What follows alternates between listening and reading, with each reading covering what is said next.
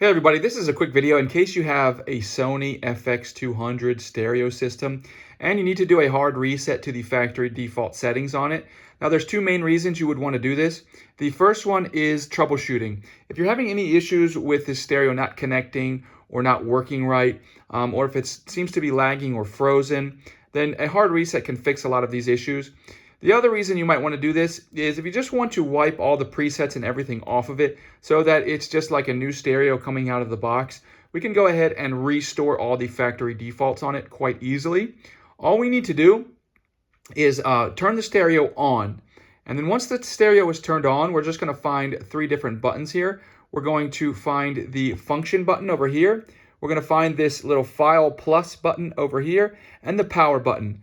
And we're going to go ahead and press and hold those three buttons for just a second or two, at which point reset will show up on the screen. We can allow it to complete its reset and it will restore the factory default settings.